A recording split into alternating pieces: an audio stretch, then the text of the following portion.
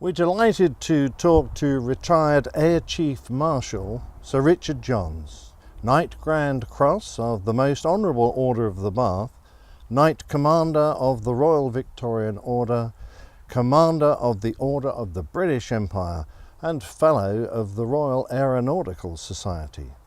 A fighter pilot in the 1960s, Sir Richard served as one of 3 British directors of the operations on the senior planning staff for Op Granby during the First Gulf War in 1991, and then acted as a supporting commander for joint operations in the Balkans in 1994. As Chief of the Air Staff, he advised the British government on the Air Force aspects of the Strategic Defence Review and on NATO's air campaign in Kosovo.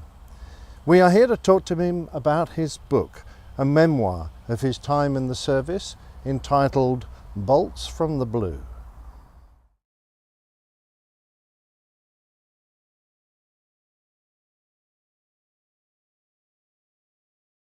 Sir Richard, I'm delighted that you've allowed us to come and talk to you about your new book, which I might say has got a fantastic painting of you on the cover. That is amazing. Bolts from the Blue. So let me first ask you, having enjoyed your book, particularly your recollections of flying the Hunter FR-10 on 1417 flight, and of course the Harrier, who do you imagine your book's audience to be when you wrote it, and to whom do you think it will mainly appeal?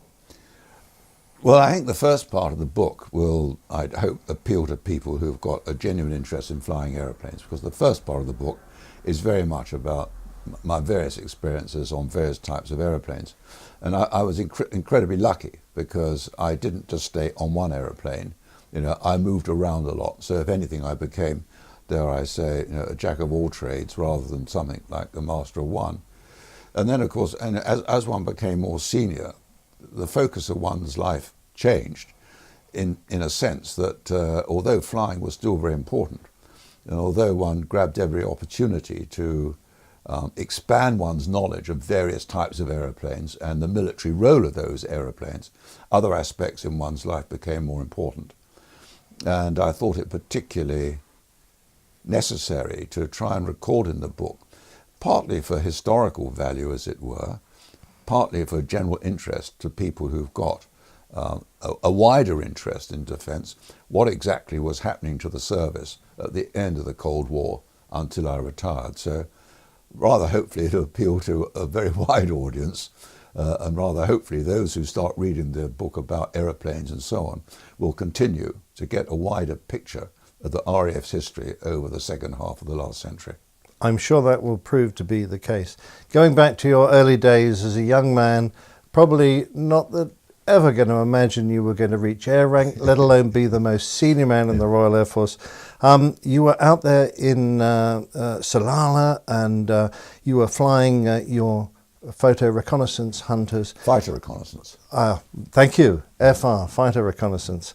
Now, I was intrigued by some of the missions you flew, particularly one that required you to shut down the engine had you diverted because of the enormous distance between you and your diversion airfield, so that you could reach it with enough fuel to relight it and land. Was that within the rules at the time? Yeah, I mean, that's what we were briefed to do. I mean, we were flying out of Salalah.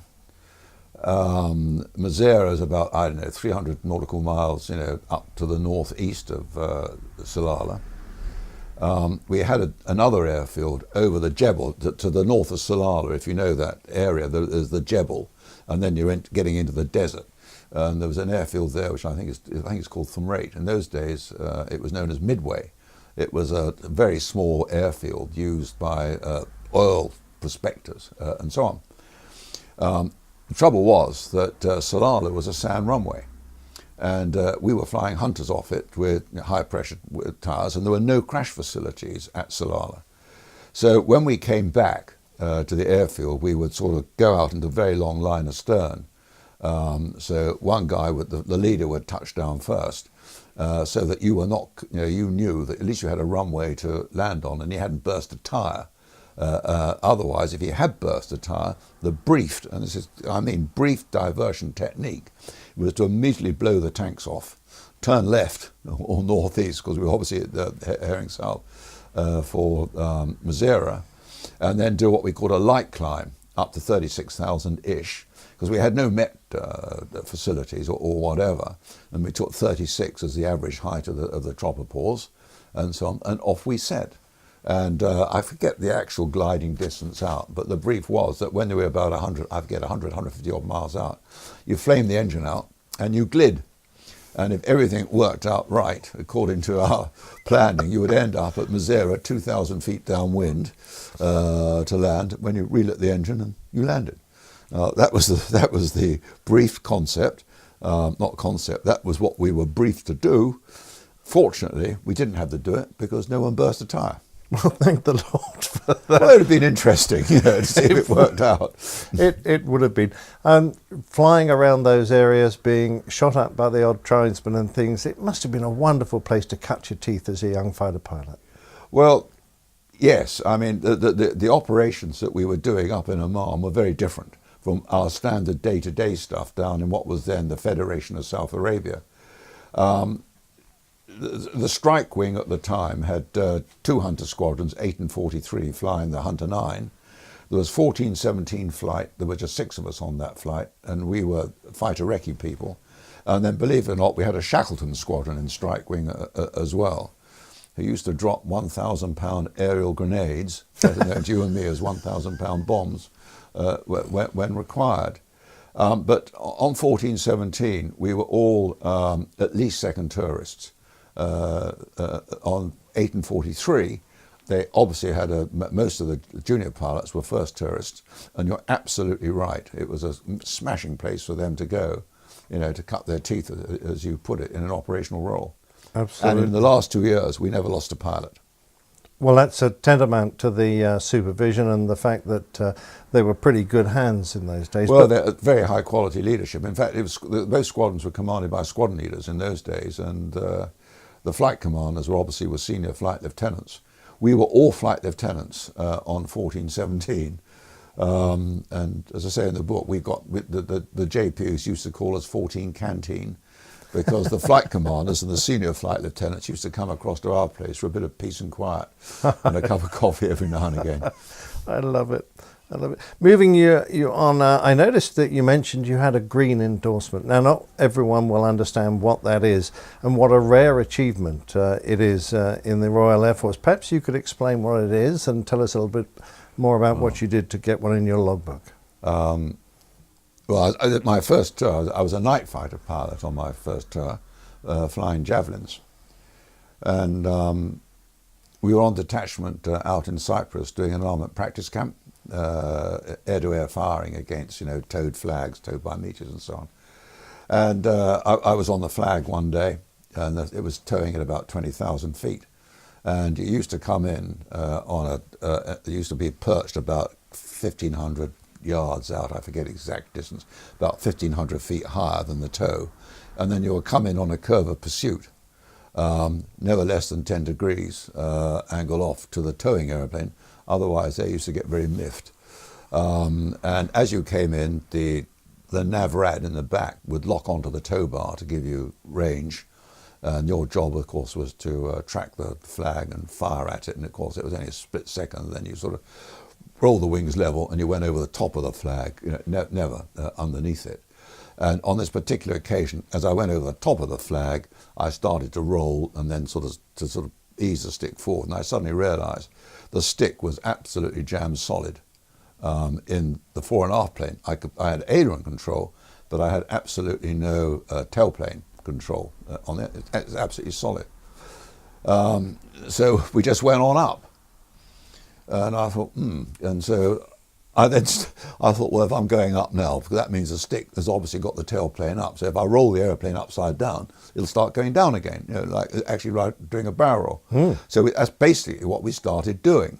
These huge barrel rolls, and fortunately, because I was high, there was room out. So you start throttling back and you start thinking. And I told my leader, dear old Ken Scott, I said, I've got a bit of problem. I've got the stick's jammed. It's absolutely, I've got no elevator control or tailplane control. And anyway, to cut a very long story short, eventually, by using, you had these huge variable air brakes in the Javelin, and by basic aerodynamics, using the air brakes to get the speed back, throttle, you push button, the nose will go up, pull it back, the nose will go down, sort of thing. Got it into reasonable straight and level flight. And there's a teeny weeny bit of vertical control on the trimmer, just a teeny weeny bit. And I discovered that when I got the speed back, below 200 knots, I could get the gear down. And then I also discovered, again, by fiddling around with both the power and the air brakes, I could set up a rate of descent. Ken Scott told me, and he'd also been on the squadron up at RAF Nicosia, to put the airplane over Akrotiri at 10,000 feet, pointed out to sea and eject. Well, we got down there, and I said to Dave Holes, who was my navigator, I said, okay, I'll put you at 10,000 feet over the airfield, which was the optimum height for ejecting, and out you go. And he said, what are you going to do? And I said, well, I'm not quite sure yet, but I've got a feeling that if I can get the airplane far enough out, we can actually fly, a stand of about 500 foot, 600 foot rate of descent, and I will aim it at the runway threshold. Akrotiri, of course, was a very, very long runway, still is today. And that's basically what I did. And we hit I forget how far up the runway, it was a long time ago, but I hit the airfield going pretty fast. The normal speed, round-out speed in the Javelin, I think was about 145, 150 knots. When I hit it, I think I was doing about 170, 180. And the airplane bounced up in the sky, and I thought, oh God, I've blown it. And but fortunately, because of that huge delta wing that it was, that sort of cushioned the blow when we hit the deck, and we cleared the runway, and we taxied off. Actually, it was quite amusing because it was also, well, from my point of view, as a very feckless flying officer at the time, it was also the day of the AOC&C's annual inspection of RAF Akrotiri. And we had been told up at Nicosia, no diversion to Akrotiri unless it's for real. Well, the parade was all out. This is what I've been told, how true it is. But all of a sudden the crash alarm goes and half the parade disappears. That's what I'm told. I can't vouch for that. But a servicing party came down from was flown down by chopper direct from Nicosia, and they found basically a bolt that got stuck in the control lines somewhere or the other, and and they took it out. And boss phoned me up and said, "All right, do some make sure everything works, fly it back to Nicosia." So I flew it back to Nicosia that evening. Wow! And later on, they gave me the green endorsement. Well, AOC 11 group, I think, gave me a green endorsement, which is basically something nice to have in your logbook where it says, you did a good job. As opposed to a red endorsement, which I have to admit I wasn't aware of. My service. As I said, there was one chap on the squadron who had a red endorsement in his logbook from Meteor days, and he also had a green endorsement. He got them both on the same sortie. The red endorsement for taking off with no fuel at night, and the green endorsement for bringing the aeroplane back and dead sticking it without a scratch on the aeroplane. I wonder if his AOC might have had a bit of a sense of humour. They didn't seem to have much sense of humour in those days, but that's just a personal recollection. I love it.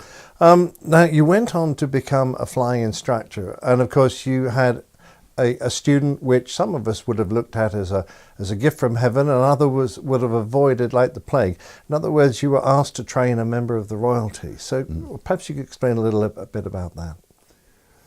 Well, I mean, when I went, I was a non-volunteer for CFS when I left 1417 flight, and someone on the flight said the best instructing to do is basic instructing. You don't want to do this advanced stuff. Well, anyway, I went to Risington. And one trip in the Jet Provost Mark III convinced me that the one thing I didn't want to do was basic instructing. So I promptly volunteered for the NAT, and I instructed on the NAT for a while. And then I was promoted to squadron leader. And I thought, well, I've done my instructing. I'll now go back, to the front line, because Phantoms, Buccaneers, Harriers were all coming into service. And my postings officer told me, no, you're going to go to Cranwell and command a Jet Provost squadron. So this was not good news. But anyway, having said that, when I got to Cranwell and I discovered there was more to basic instructing than I than I thought. And the Jet Provost Mark IV, of course, was not, well, it was a marked improvement on the Jet Provost Mark III. And anyway, there I was instructing, I was commanding a squadron. I had some very interesting students going through at the time. And I then went to become Deputy Chief Flying Instructor. And when I was there, and I'd been at Cranwell, I suppose, at that stage for about a year and a half, something like that, I suddenly got phoned up to be told to report to the Commander-in-Chief Flying Training Command. And so I said, what for? And they said, do what you're told and go down there and report to see him. So I went down to, I think it was to Brampton. And the outer office gave me no, I was thinking, what the hell have I done now? Sort of, get that feeling of all those sort of little guilt complexes come back to you. And I marched in to see the Commander-in-Chief, who was Air Marshal Derek Hodgkinson, Air Vice Marshal Derek Hodgkinson at the time. He was the acting CNC. And he said, well, sit down. And then he just said to me, how would you like to be the Prince of Wales's flying instructor? That was a real bolt from the blue. I bet it was, absolutely. Was it a bit under the covers, a bit hush-hush at the time? Well, I don't know how hush-hush it was. I mean, what I do know, of course, is that when he was at Cambridge, Prince of Wales joined the UAS, and a chap called Squadron Leader Phil Pinney was his flying instructor there, and he went through the UAS course and got his private pilot's license. And that's when he decided that he would like to come into the Royal Air Force and to get his wings proper, nothing sort of shortcutted. He did the full jet training phase to get his wings. And the Royal Air Force, I think, dare I say, rather reluctantly agreed to this because, believe you me, there was really considerable concern about not the security, the safety of the heir to the throne, because if you cast your mind back, to the 60s, the accident rate in the Royal Air Force, well, it was a damn sight better than it was in the 50s, but it was still, I mean, the year before, this was been, we lost 68 pilots, I think, 68 aircrew, I should be more accurately say. And so there was very considerable concern about his safety in the Royal Air Force. And I didn't really, I suppose, what is the word? I just said, well, fair enough. I can't remember what went on in the interview.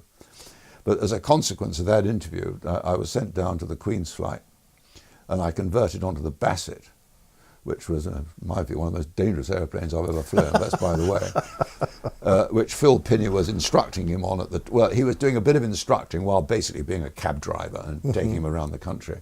So I converted onto the Bassett, and I then got an instructor's ticket on the Bassett, and I had to get an air support instrument rating, which was Air Support Command, was it? I think it was Air Support Command, instrument rating. And they gave me about, I forget, 2.5 months to do that lot. And then Phil disappeared to go to Staff College, and then I took over the job of cab driver and instructing Prince Charles, basically, in fact, funny enough, most of it at night, in not very good weather. So I got to know him. And then in, I think it was late February, March, that's when he joined the Royal Air Force as a member of one graduate entry at Cranwell. And I, meanwhile, had kept current on the Jet Provost. And we got these 2 brand new Mark Vs that were almost tailor-made for the job. And I got my own flight, my own airman, and I had a deputy. And we went back to Cranwell and got on with the job.